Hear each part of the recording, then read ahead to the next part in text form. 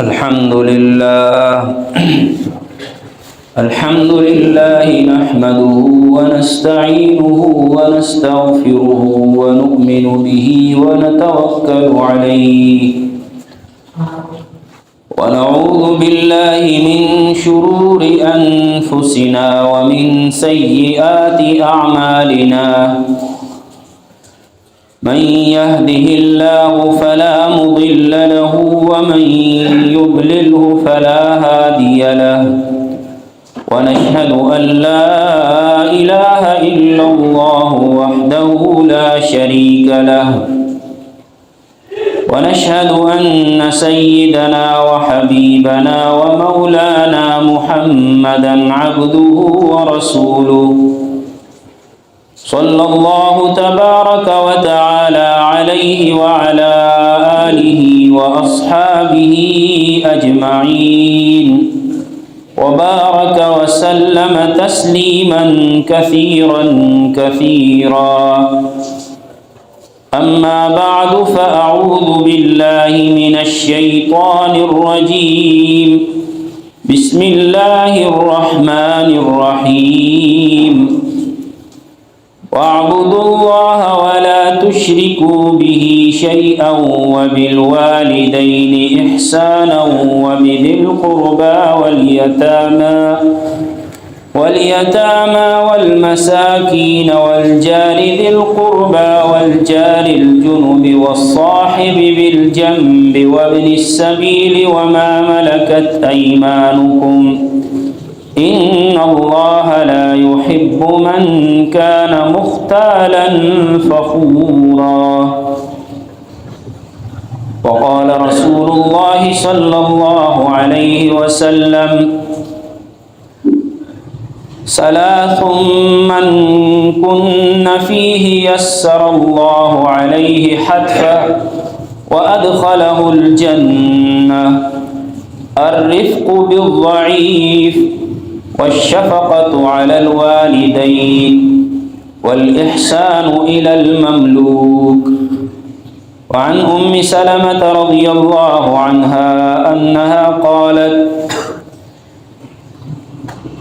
कान अन्नबिय्यु सल्लल्लाहु अलैहि वसल्लम यक़ूलु फ़ी मरदिही अस्सलात व मा मलकत अयमानुकुम आमन्तु बिल्लाहि सदक़ल्लाहु मौलानल अज़ीम व सदक़ रसूलुहुन नबियुल करीम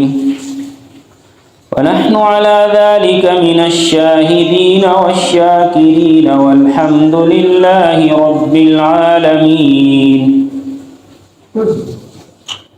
बुज़ुर्गान मुहतरम और मेरे अज़ीज़ साथियों और मुसलमान भाइयों, इंसान अपनी ज़िंदगी के आखिर में जो वसीयत करता है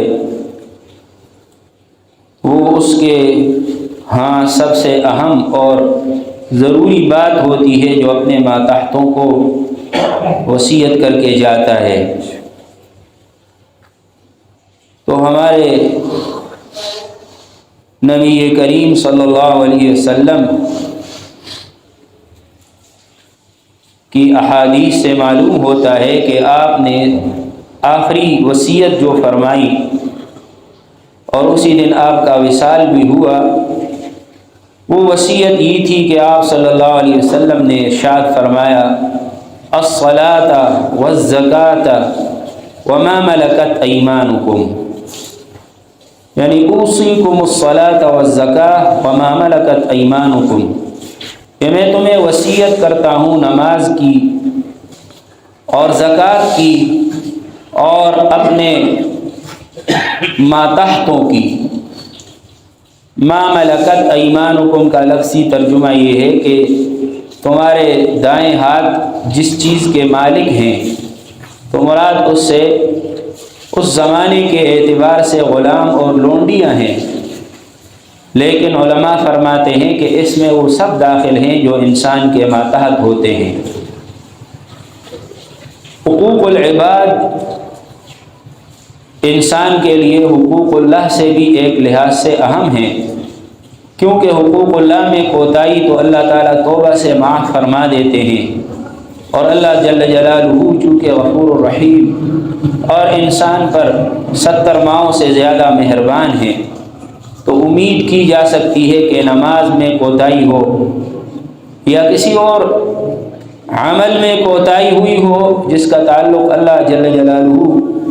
کے حق کے ساتھ ہے، تو اس کو اللہ تعالیٰ معاف فرما دیں گے۔ لیکن حقوق العباد بندوں کا حق ہوتا ہے، اور بندے کا حق جو ہے وہ جب تک اس سے معاف نہ کروایا جائے یا اس کو ادا نہ کیا جائے تو وہ توبہ سے بھی معاف نہیں ہو سکتا۔ اس لیے حقوق العباد کے سلسلے میں باقی حقوق کا بیان تو بقدر ضرورت ہو گیا، البتہ اپنے ماتحتوں اور انسان کے امارت یا منصب کے نیچے جو لوگ ہوتے ہیں ان کے حقوق کا بیان بھی بہت اہم ہے ہمارے لیے، اور اس کی اہمیت کا اندازہ آپ اس سے لگا سکتے ہیں کہ جناب نبی کریم صلی اللہ علیہ وسلم نے زندگی کی آخری وصیت یہ فرمائی کہ الصلاۃ والزکوٰۃ وما ملکت ایمانکم، نماز کا اہتمام کرو، زکوٰۃ کا اہتمام کرو، اور اپنے ماتحتوں کا اور ان کے حقوق کا خیال رکھو، اس کو نظر انداز مت کرو۔ اپنے ماتحتوں میں جیسے انسان کسی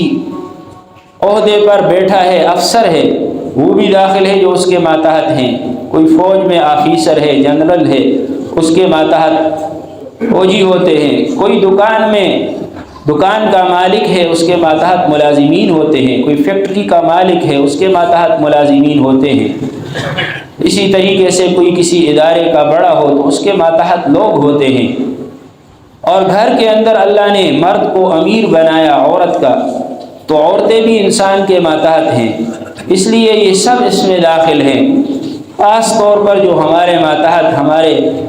نوکر ہوتے ہیں یا خادم یا ملازم ہوتے ہیں، ان کے حقوق کا خیال رکھنا انتہائی اہم اور ضروری ہے۔ ہمارے معاشرے کے اندر جو ملازمت کرنے والا یا نوکری کرنے والا ہوتا ہے تو بعض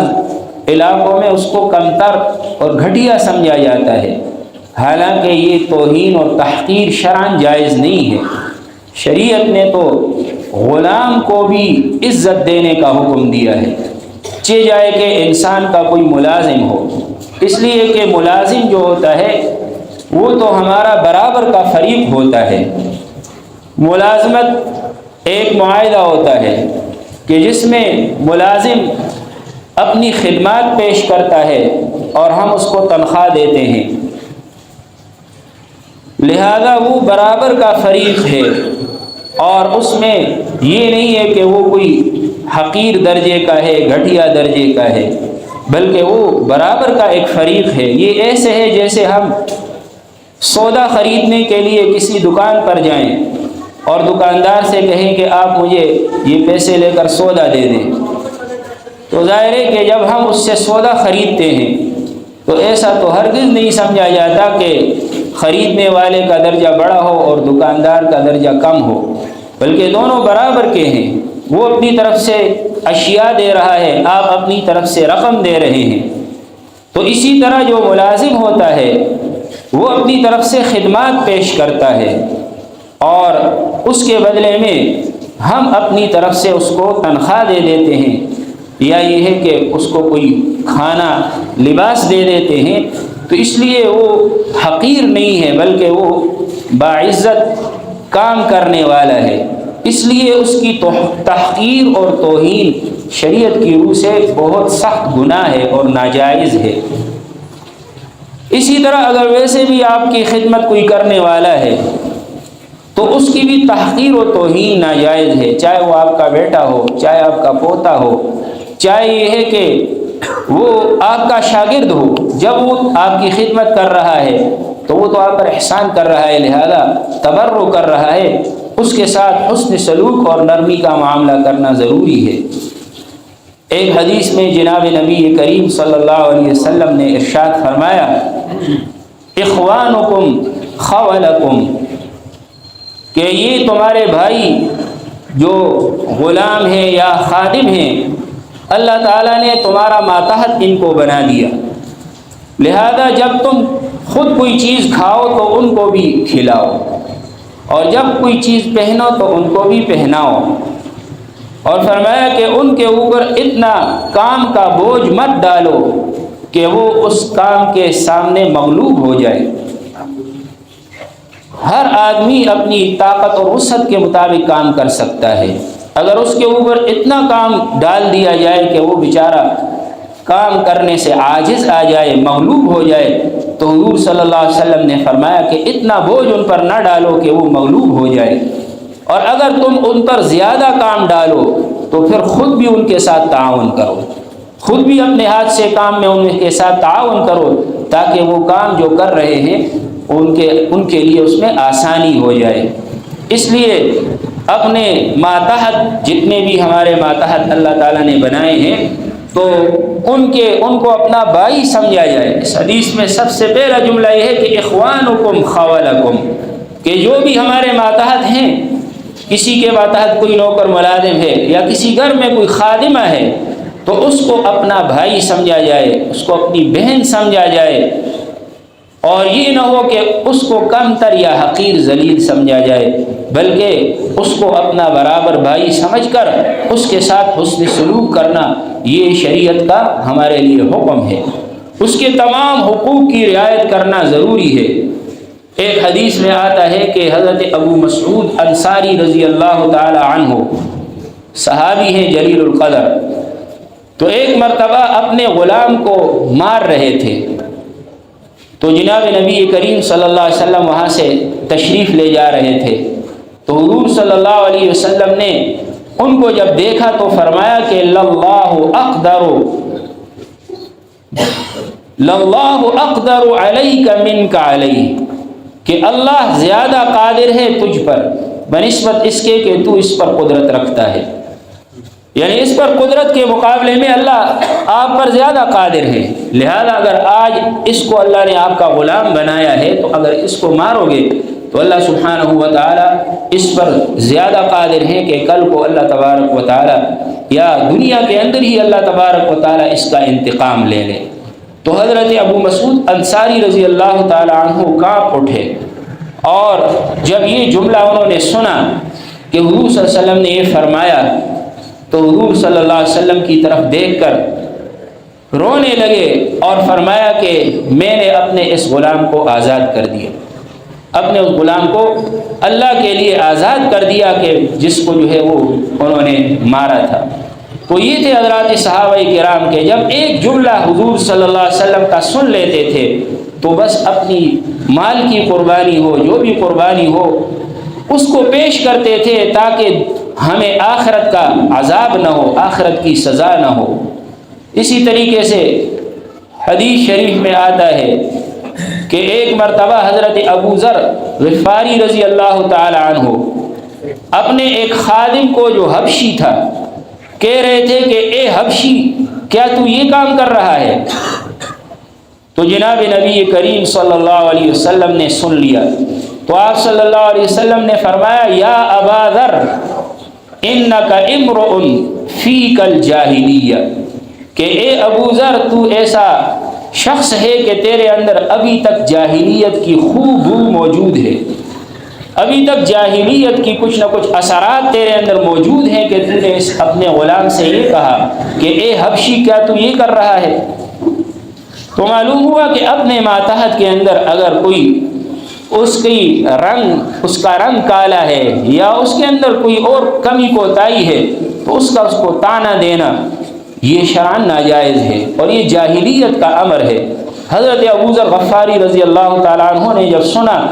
تو رونے لگے اور بار بار حضور صلی اللہ علیہ وسلم کا یہ ارشاد خود دہرانے لگے کہ یا ابا ذر انک امرؤ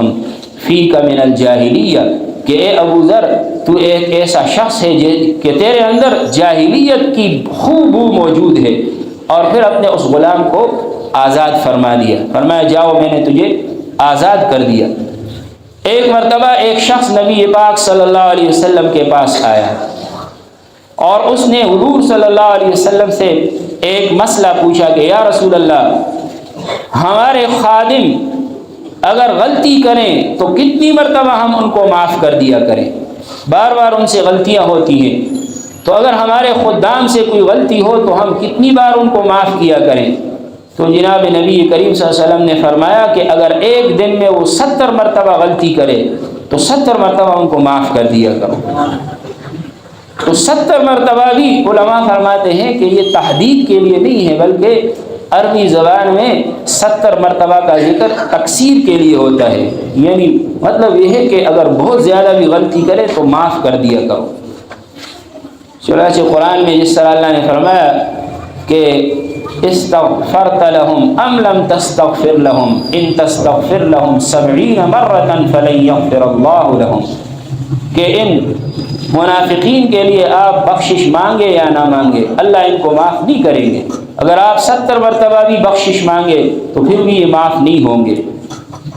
تو حضور صلی اللہ علیہ وسلم نے فرمایا 70 مرتبہ اگر غلطی کرے تو معاف کر دیا کرو۔ خود حضور صلی اللہ علیہ وسلم کا اپنے ماتحتوں کے ساتھ کیا سلوک تھا، ان کی کیسے تربیت فرمایا کرتے تھے۔ جناب نبی کریم صلی اللہ علیہ وسلم جب ہجرت کر کے مدینہ طیبہ تشریف لائے تو حضور صلی اللہ علیہ وسلم کے پاس کوئی خادم نہیں تھا۔ گھر کے کاموں کے لیے ضرورت پڑتی ہے کسی کام کرنے والے کی، تو حضور صلی اللہ علیہ وسلم کے پاس کوئی خادم نہیں تھا، کیونکہ آپ صلی اللہ علیہ وسلم تو کوئی بڑے سرمایہ دار یا مالدار نہیں تھے۔ تو حضور صلی اللہ علیہ وسلم کے پاس انصار صحابہ میں سے حضرت ابو طلحہ اور ان کی بیوی حضرت ام سلیم رضی اللہ تعالی عنہم اجمعین، یہ دونوں تشریف لائے اور حضور صلی اللہ علیہ وسلم سے فرمایا کہ یا رسول اللہ، یہ ہمارا بیٹا ہے، یہ بڑا سمجھدار ہے، ہم یہ چاہتے ہیں کہ یہ آپ کی خدمت کرے، اس لیے ہم آپ کی خدمت کے لیے اس کو وقف کرنا چاہتے ہیں۔ تو نبی کریم صلی اللہ علیہ وسلم نے ان کی اس پیشکش کو قبول فرما لیا۔ چنانچہ حضرت انس رضی اللہ تعالیٰ عنہ چھوٹے سے بچے تھے، حضور صلی اللہ علیہ وسلم کی خدمت کرنے لگے۔ حضرت انس رضی اللہ تعالیٰ عنہ خود فرماتے ہیں کہ میں نے 10 سال حضور صلی اللہ علیہ وسلم کی خدمت کی ہے۔ کتنے اللہ نے ان کو بڑا اعزاز بخشا کہ امام الانبیاء کی خدمت کا اللہ نے ان کو موقع عطا فرمایا۔ تو یہ خدمت بھی بڑی سعادت ہوتی ہے، اللہ تعالیٰ کسی کسی کو یہ سعادت عطا فرماتے ہیں۔ تو حضرت انس رضی اللہ تعالیٰ فرماتے ہیں کہ 10 سال میں نبی کریم صلی اللہ علیہ وسلم نے مجھے کبھی اف تک نہیں کہا۔ 10 سال خدمت کرے کوئی بچہ کسی کی، ظاہر ہے کہ بچوں سے غلطیاں بھی ہوتی ہیں، کبھی شرارتیں کرتے ہیں، کبھی کوئی کام کہا جائے تو وہ نہیں کرتے، کھیلنے کے لیے چلے جاتے ہیں، لیکن حضور صلی اللہ علیہ وسلم نے ان کو اف تک نہیں کہا، اور فرمایا کہ حضور صلی اللہ علیہ وسلم نے مجھے کبھی یہ نہیں کہا کہ تو نے یہ کام کیوں نہیں کیا یا ایسا کیوں کر دیا، لما فعلت هذا ولم لم تفعل هذا، یہ کبھی بھی نہیں فرمایا حضور صلی اللہ علیہ وسلم نے۔ تو آج ہم اپنا جائزہ تھوڑا سا لے لیں کہ ہم اپنے شاگرد ہیں یا اپنے بچے ہیں یا اپنے ماتحت ہیں، ان سے جب خدمت لیتے ہیں تھوڑی سی غلطی ہوتی ہے تو ہمیں کتنا غصہ آ جاتا ہے۔ تو یہ غصہ آنا یہ شیطان کی طرف سے ہوتا ہے، بعض اوقات ہم ان کو اس کی وجہ سے ان کی پٹائی کر دیتے ہیں، اس لیے اس کی اصلاح کی ضرورت ہے کہ ہمارے نبی پاک صلی اللہ علیہ وسلم اس طرح نہیں تھے۔ آپ صلی اللہ علیہ وسلم اپنے ماتحتوں کے ساتھ بہت ہی نرمی فرمانے والے اور ان کی تربیت بڑی حکمت اور نرمی سے کرنے والے تھے۔ چنانچہ حضرت انس رضی اللہ تعالیٰ فرماتے ہیں کہ ایک مرتبہ جناب نبی کریم صلی اللہ علیہ وسلم نے مجھے ایک کام کا کہا کہ جاؤ یہ کام کرو، تو فرمایا کہ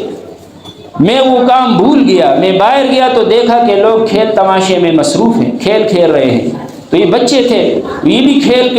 کھیلنے کے اندر مشغول ہو گئے اور وہاں کھیل کھیلنے لگے۔ جب کھیل سے فارغ ہوئے تو ان کو یاد آیا کہ مجھے تو نبی پاک صلی اللہ علیہ وسلم نے یہ کام کہا تھا اور میں تو بھول گیا۔ بڑے پریشان ہوئے، واپس آئے اور جناب نبی کریم صلی اللہ علیہ وسلم سے معذرت کی کہ یا رسول اللہ، آپ نے تو مجھے یہ کام فرمایا تھا لیکن میں بھول گیا اور مجھے یاد نہ رہا، اس لیے میں معافی چاہتا ہوں۔ تو حضور صلی اللہ علیہ وسلم نے فرمایا کہ کوئی بات نہیں، اگر آپ نے کام نہیں کیا، میں خود چلا گیا تھا اور میں نے وہ کام کر لیا۔ تو یہ انداز تھا جناب نبی پاک صلی اللہ علیہ وسلم کا اپنے ماتحتوں کے ساتھ، اپنے غلاموں کے ساتھ آپ صلی اللہ علیہ وسلم نے بڑے جو ہے وہ حسن سلوک کا حکم دیا۔ چنانچہ جو حدیث میں نے خطبہ میں پڑھی، حضور صلی اللہ علیہ وسلم نے فرمایا ثلاث من کن فیہ، تین باتیں جس کے اندر ہوں گی، تو فرمایا یسر اللہ علیہ حتفہ، اللہ تعالیٰ اس کے اوپر موت کی سختی آسان فرما دیں گے، وَأَدْخَلَهُ الْجَنَّةَ، اور اس کو جنت میں داخل فرمائیں گے۔ پہلی بات یہ ہے کہ الرفق علی الضعیف، کہ کمزور لوگوں کے اوپر نرمی کرنا، جو لوگ کمزور ہیں ان کے ساتھ سختی نہ کرنا بلکہ کمزور لوگوں پر نرمی کرنا۔ اور دوسرا فرمایا وَالشَّفَقَةُ عَلَى الْوَالِدَيْنِ، اپنے والدین پر شفقت کرنا، ان کے ساتھ ظلم اور جبر نہ کرنا بلکہ ان کے اوپر رحم اور شفقت کرنا۔ اور تیسرا فرمایا والاحسان الی المملوک، اور اپنے غلام اور ماتحتوں کے ساتھ حسن سلوک کرنا۔ تو اپنے ماتحتوں اور غلاموں کے ساتھ، اپنے ماتحتوں کے ساتھ حسن سلوک کرنے کا جناب نبی پاک صلی اللہ علیہ وسلم نے فرمایا اتنا بڑا درجہ ہے کہ جو آدمی یہ تین کام کرتا ہے اللہ تعالیٰ موت کی سختی آسان فرما دیتے ہیں۔ موت جن پر آتی ہے، بعض لوگوں کو آپ نے دیکھا ہوگا کہ ان پر بڑی سختی ہوتی ہے، بڑے طرح طرح کے امراض لاحق ہو جاتے ہیں، جس کی وجہ سے بعضوں کے تو جو ہے وہ اعضاء بھی کاٹ دیے جاتے ہیں۔ اللہ تعالیٰ ہم سب کو اس سے بچائے اور اللہ تعالیٰ ہماری موت کی سختی کو آسان فرمائے۔ اس لیے فرمایا موت کی سختی کو آسان کرنا چاہتے ہو تو اپنے ماتحتوں سے نرمی کا سلوک کرو اور اپنے نوکروں غلاموں کے ساتھ فرمایا احسان کا معاملہ کرو، والدین کے ساتھ شفقت کا سلوک کرو۔ تین کام کرو گے تو اللہ تعالیٰ آسان فرما دیں گے اور ڈائریکٹ جنت میں اللہ تعالیٰ داخلہ عطا فرمائیں گے۔ حضرت ابو بکر صدیق رضی اللہ تعالیٰ عنہ کے بارے میں آتا ہے کہ ایک مرتبہ شروع زمانے میں اپنے غلام کو حضرت ابو بکر صدیق رضی اللہ تعالیٰ عنہ ڈانٹ رہے تھے اور ان کی زبان سے لعنت کا لفظ بھی نکل گیا۔ شروع میں صحابہ کرام کی تربیت حضور صلی اللہ علیہ وسلم نے فرمائی تو حضور صلی اللہ علیہ وسلم نے وہ سن لیا، تو آپ صلی اللہ علیہ وسلم نے فرمایا کہ صدیقین ولعانین کلا ورب الکعبہ، کہ صدیق بھی ہو اور لعنت کرنے والا بھی ہو، ہرگز نہیں، اللہ کی قسم اس طرح ہرگز نہیں ہو سکتا۔ تو حضرت ابو بکر صدیق رضی اللہ تعالیٰ عنہ کانپ اٹھے اور آپ نے اسی وقت فرمایا کہ میں نے اپنے اس غلام کو آزاد کر دیا اللہ کے لیے۔ تو حضور صلی اللہ علیہ وسلم جب کوئی صحابہ کرام کو نصیحت فرماتے تھے، صحابہ کرام فوراً اس کے اوپر عمل فرماتے تھے، اس لیے اپنے غلام کو آزاد کر دیا۔ ایک صحابی حضور صلی اللہ علیہ وسلم سے پوچھنے لگے کہ یا رسول اللہ، اگر میں اپنے غلام کو کوئی سزا دوں تو کیا مجھے غلطی پر اس کو سزا دینے کا حق حاصل ہے؟ کہ میرا غلام ہے، اگر غلط کام کرے تو اس کو سزا دوں۔ تو حضور صلی اللہ علیہ وسلم نے فرمایا کہ ہاں، تجھے حق حاصل ہے کہ اگر وہ کوئی جرم کرے، غلطی کرے تو اس کو سزا دو، لیکن فرمایا کہ اتنی سزا دے سکتے ہو کہ جو غلطی اور جرم کے برابر ہو۔ اگر ذرہ برابر بھی جرم سے زیادہ سزا دے دی تو پھر کل قیامت کے دن اس کا ہاتھ ہوگا اور تیرا گریبان ہوگا۔ تو وہ صحابی جب یہ سن کر کانپ اٹھے اور فرمانے لگے کہ یا رسول اللہ، یہ تو بڑا مشکل معاملہ ہے کہ ایسا میں کیسے کر سکتا ہوں کہ جتنی غلطی ہے بس اس کے برابر ہی سزا ہو، اس سے ایک درجہ بھی زیادہ نہ ہو۔ اس کے لیے تو بڑی جو ہے وہ احتیاط کرنی پڑے گی، بڑا مشکل ہے اور میں تو ایسا کرنے سے عاجز ہوں۔ اس لیے انہوں نے یہ فیصلہ کر دیا کہ یہ جو میرا غلام ہے میں اس کو آزاد ہی کر لیتا ہوں۔ اپنے غلام کو آزاد کر دیا، کیونکہ ان کو معلوم تھا کہ اگر مجھ سے تھوڑی بھی زیادتی ہو گئی تو کل قیامت کے دن پکڑا جاؤں گا۔ اس لیے اپنے ماتحت جو ہمارے خادم ہیں، نوکر ہیں، ملازم ہیں، تو ان کو حقیر نہ سمجھا جائے، ان کے ساتھ بد کلامی، بد زبانی نہ کی جائے۔ اگر وہ کام کرنے میں کوتاہی کرتے ہیں تو حکمت کے ساتھ ان کو سمجھایا جائے، اگر پھر بھی کوتاہی کرتے ہیں تو ان سے معذرت کر لی جائے، وہ کسی اور جگہ کام کریں، لیکن وہ ہمارے غلام نہیں ہے کہ ہم ان کی توہین کریں۔ توہین کرنا تو غلام کی بھی جائز نہیں ہے، اس لیے ایسی صورت میں اس کو گالی دینا یا اس کو تھپڑ مارنا، برا بھلا کہنا، اللہ بچائے، یہ بہت ہی سخت معاملہ ہے اور اس سے سختی سے بچنے کا حکم دیا گیا ہے۔ یہ جو ہمارے معاشرے میں تھوڑا بہت فرق سمجھا جاتا ہے کہ ملازم ہے اور مالک ہے، دونوں کے درمیان ایک درجے کا فرق سمجھا جاتا ہے، اور افسر اور ماتحت کے اندر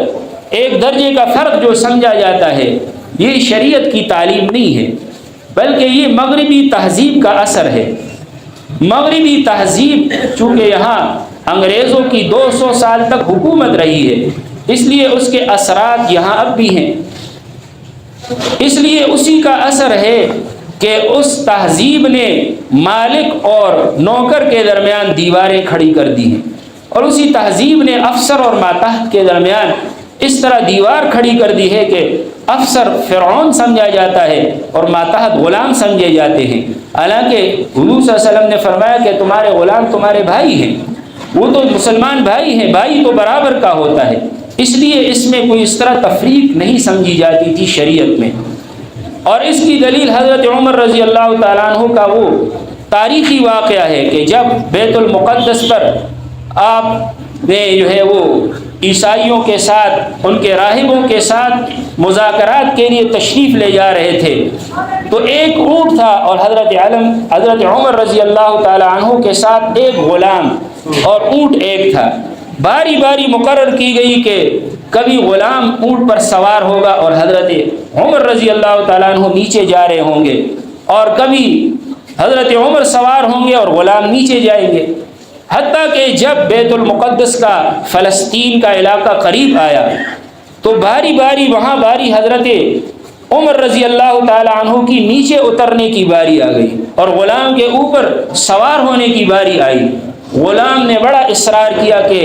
یا امیر المؤمنین، اے امیر المؤمنین، آپ جو ہے وہ سوار ہوں، اس لیے کہ یہ لوگ کیا سمجھیں گے کہ امیر المؤمنین خلیفہ جو ہے وہ نیچے اونٹ کا مہار پکڑ کر آ رہے ہیں اور غلام اوپر بیٹھے ہوئے ہیں۔ لیکن حضرت عمر رضی اللہ تعالیٰ عنہ نے فرمایا کہ ہمیں جو اللہ تعالیٰ نے عزت دی ہے وہ ان اونٹوں اور سواریوں کی وجہ سے نہیں دی، بلکہ اللہ نے ہمیں عزت اسلام کی وجہ سے دی ہے، اور اسلام کی تعلیم یہ ہے کہ جب پہلے سے طے ہو گیا کہ باری باری ہم سوار ہوں گے، لہذا اب میں نیچے جاؤں گا اور آپ اونٹ کے اوپر سوار ہو کر جائیں گے۔ جب اونٹ کے اوپر سوار غلام ہوا اور امیر المومنین نیچے جا رہا تھا، تو آپ ذرا اس کا تصور کریں کہ آج اس کا تصور ہمارے اداروں کے اندر یا ہمارے معاشرے کے اندر کوئی پیش کر سکتا ہے کہ نواب صاحب ہو، کوئی چودھری صاحب ہوں یا کوئی بڑے افسر ہوں، وہ تو نیچے جا رہے ہوں اور اس کا ماتحت جو نوکر ہے وہ اوپر جا رہا ہو؟ تو یہ جو کلچر ہے، اسلام کا کلچر تو یہ تھا کہ اپنے غلام اور ماتحت کو اپنا بھائی سمجھو اور اس کے ساتھ جو طے ہو جائے بس اس کے مطابق چلو، لیکن مغربی کلچر نے ہمارے اندر یہ دراڑیں پیدا کر دی ہیں۔ اس لیے حضرت عمر رضی اللہ تعالیٰ عنہ جب وہاں گئے تو ان کی عزت اللہ تعالیٰ نے اس منظر کی وجہ سے اور زیادہ بڑھا دی، اور عیسائیوں نے کہا کہ ہم اسی کو اپنا امیر المؤمنین اور اسی کو خلیفۃ المسلمین سمجھتے ہیں، جس کے بارے میں ہماری کتابوں میں لکھا ہے کہ بیت المقدس کی چابیاں ایک وقت آئے گا کہ اس کے ہاتھ میں دے دی جائیں گی، تو انہوں نے وہ چابیاں ان کے ہاتھ میں دے دی۔ اس لیے اپنے جو ماتحت ہیں ان کو اپنا بھائی سمجھا جائے، ان کے حقوق کا خیال رکھا جائے، ان پر اتنا جو ہے وہ بوجھ نہ ڈالا جائے جس کی وجہ سے وہ بیچارے بوجھ برداشت نہ کر سکیں۔ اگر ان کو کوئی عذر ہو، کوئی بیماری ہو، کوئی اور عذر ہو تو اس کا خیال رکھا جائے، یہ شریعت کی تعلیم ہے۔ اپنے ڈرائیور کے ساتھ بھی حکم یہی ہے کہ ڈرائیور کو بھی بھائی سمجھا جائے۔ اب ہمارے ہاں یہ ہوتا ہے کہ اگر کسی کہ ہاں کوئی ڈرائیور ہے تو کہیں چلے گئے، اب ہوٹل میں اگر کھانا کھا رہے ہیں تو ڈرائیور بیچارہ گاڑی میں بیٹھا ہے، خود کھانا کھا رہے ہیں، حالانکہ یہ شریعت کی تعلیم نہیں ہے۔ حضور صلی اللہ علیہ وسلم نے فرمایا کہ جب کھاؤ تو اس کو بھی ساتھ کھلاؤ جو تمہارا ماتحت ہے، اور اہل عرب کے ہاں یہ کچھ نہ کچھ اسلام کی تہذیب موجود ہے، اس لیے اہل عرب کے ہاں جو ڈرائیور ہوتا ہے تو اس ڈرائیور کو وہ جب کہیں لے جاتے ہیں، ڈرائیور ان کو چھوڑتا ہے تو وہ ڈرائیور سے کہتے ہیں شکراً یا اخی، کہ آپ کا شکریہ اے ہمارے بھائی، تو اس کا شکریہ ادا کرتے ہیں، حالانکہ اس کو تنخواہ بھی دے رہے ہیں لیکن پھر بھی شکریہ ادا کرتے ہیں۔ اسی طرح اگر کھانے کا وقت آتا ہے تو اس کو بھی ساتھ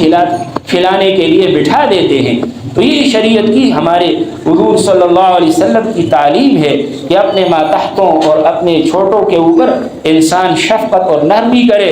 اور ان کے ساتھ حسن سلوک کرے۔ اللہ تعالی ہم سب کو اس پر عمل کی توفیق عطا فرمائے۔ وآخر دعوانا الحمدللہ۔